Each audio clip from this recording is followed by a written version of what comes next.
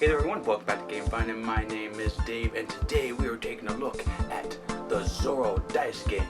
Let's do it.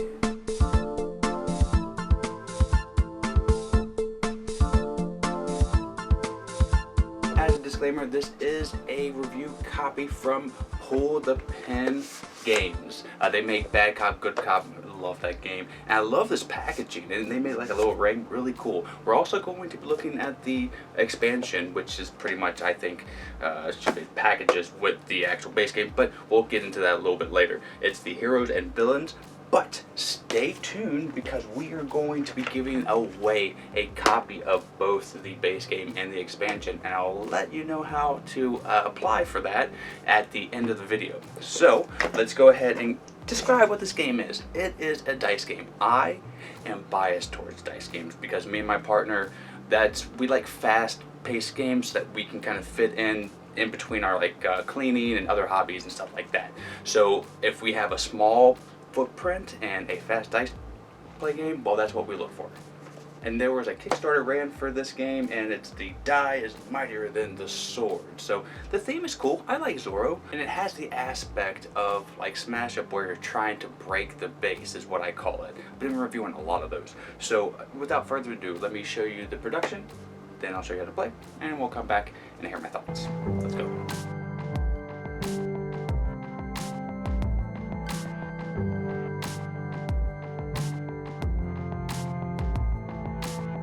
Alright, so this is what you get in the box of Zorro, the dice game. Now, it's clever that they did this with their packaging. It says Pull the Pen, and they are Pull Pen Games. I love it, and it goes boom! So then all the cards fit in the box there. So, first thing I want to point out are the dice. They're pretty cool dice. I like the colors. I like that they're indented and painted really well. I would say the only thing that's kind of hard to see is the blue on the black dice. Other than that, they're pretty clear. Now, they are tinier than most dice, so you want to keep that in mind.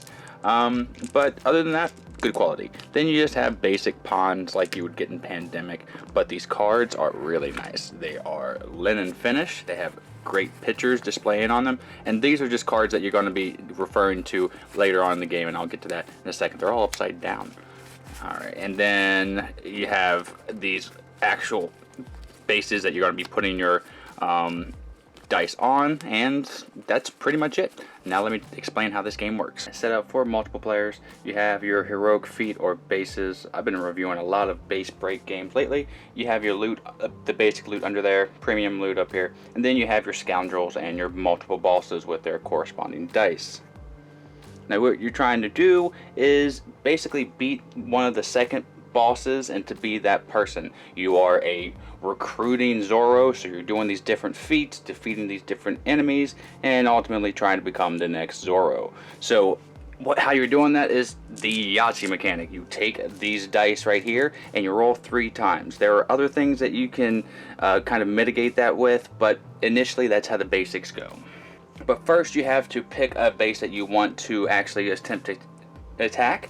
Now this has 4 dice right here that you have to accomplish, so 2 roses or charms and 2 Zorros. Now in the beginning of the game you might have some issues because this is a snowballer, which means it builds on itself and it gets easier as you get more equipment. But I might get lucky here and get the charm here, and look at that, I beat this base, I get this right here. This means I can re-roll all my charms if I want to on one of my rolls. So I beat this heroic feat or base. I go ahead and flip another basic loot over, and then I flip this basic over here. Now I keep this in my possession because in order to win the game you have to get 3 of the same color in order to challenge the boss. But when you get 2 of the same color, let's say if I get 2 of these blues here, I would collect this dice here. Now this is mine for the rest of the game. But the scoundrel comes out, sorry camera, and he is going to be trying to fight everybody. Everybody will get a shot at beating him, and if they beat him, they get the premium loot, which the mask right here, that's Zorro. Every Zorro needs that, and it's really nice. It helps quite a bit. They're much stronger. Now this guy is a 4-dicer, but he has a stipulation here. You may only roll 3 dice on your first roll. That's easier than some of these scoundrels, but the bosses are much harder. They have 5 dice here, and you may only re-roll up 3 dice on each roll. That's pretty rough. Okay, so you can also bring other people along with you on these journeys. So if you want to fight the boss, you can bring yellow player with you, Tiffany, and she will allow you to roll an extra time. So instead of rolling 3 times, you get to roll 4 times. And you get to use any equipment that she has. So if she has this charm, like reroller, you can use it, and you can use yours as well. The catch is, if you do defeat any feat or a boss, the person who helps you gets a random loot card off the top of the deck. And that's essentially it. You'll continue to collect all these dice and get more equipment to become stronger and become the most badass Zorro there is. And you'll re-roll into your heart's content until you beat the last boss, or one of the bosses here. Now, there is an expansion, and this one I'll go over slightly. It allows you to play more players, so it gives you cooler tokens. I like this pink color here. And then it does kind of vary things up. It gets you more scoundrels that have more variation. Now, there is some blank rolling and missing of turns in the beginning of the game, which I'll talk more about later, but this kind of helps it a little bit more. It does have more feats and heroicness to it, but some of the equipment is really cool, and I think it does more of a job to beat down these baddies, because in the base game it is kind of hard to take these down, but it is possible. Also, in this expansion, it does allow you to play the solo variant, though if you wanted to, you could accomplish that with the base game. You just wouldn't have all the extra scoundrels that the game brings. I do like the art in this game. I have to say, it is stellar. Okay, so that's essentially how you play the game and a little bit of what the expansion brings to the table. So now let me tell you what I think about this game and give it a grade. Let's go. That is how you play Zorro the Dice game along with the expansion. Let's go ahead and give this a game a grade and tell you what I think about it. Well, giving it a 75, and it gets the GameFind Play It award. It has some great aspects to it, but it isn't without its problems. So let's go for the problem areas real fast, and then I'll tell you what I actually like about it. In the beginning of any dice game, it's hard to rev up and get a nice play, like a good roll, and in this game it's no different. But you're talking to a guy, and again, a lot of this is bias for me, and I had to really take my mind out and think of it from another person's perspective that might have problems with this. But I like to roll all 13 of my dice and zombie dice and try to get brains, so I push my luck big time. So that kind of stuff, when you roll and lose a turn, and if you don't do anything, that doesn't bother me as much, but I can see how that could bother other players, especially in a short game when you're only rolling, well, more of a short term when you're only rolling like 5 dice, but that's just in the beginning of the game.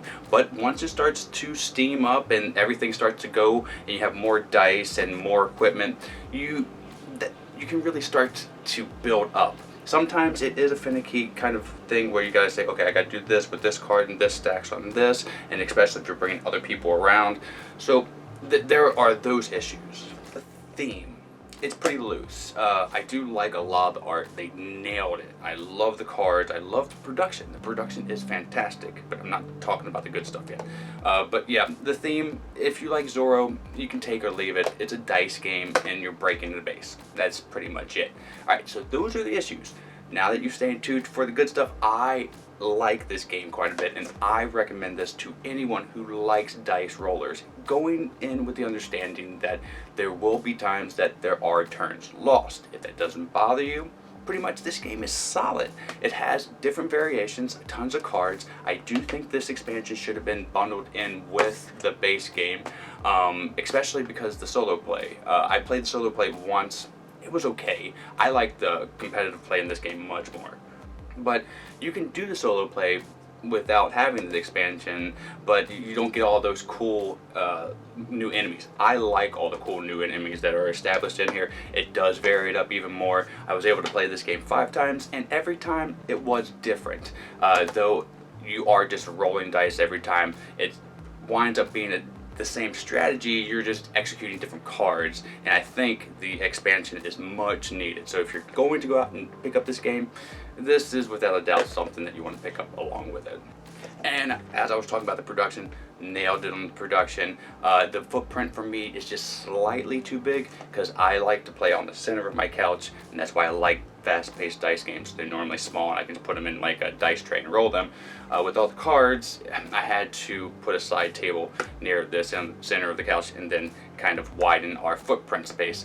But beyond that, it's great for a kind of small footprint game that has great production, fast dice rolling, and that kind of aspect of cooperation. But if I do let this person in, well, Jamie might get more equipment, and then his win's going to be a landslide, because that does happen sometimes. If somebody gets going fast, well, they tend to win fast. So, but if you're both having bad rolls, and or having good rolls, it's pretty competitive. So I like it, I recommend it. Know it has a few problem areas, and know that it has some great areas that have great kernels of game mechanisms. So again, if you want to win a copy, now I'm going to talk about how you can do so. I'm going to leave down in the description below, we have our email. It's going to be GameVine giveaway. All you have to do is leave in the subject Z for Zorro,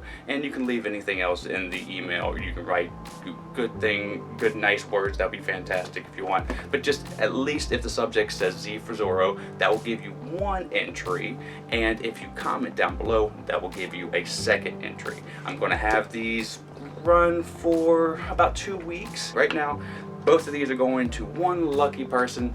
Look down in the description, email us, comment below, and thank you so much to Pulpit. They provide us with the review copy and the giveaway. They suggested it. They are such fantastic people there. Really do appreciate your support, and I appreciate you supporting the community, because now a lucky person can play this game as well. Thank you so much, Fine Nation, for tuning in to the review, and until the next time that I see you, I am Dave, and have a great rest of your day and a great time with all that you play. Z is for Zorro.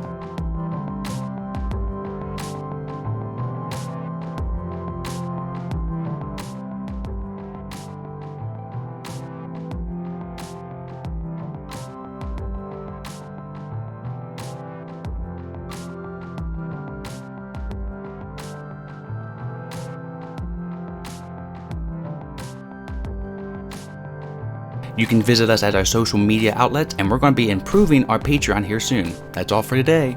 Miko, it's time to go. Good girl, Miko.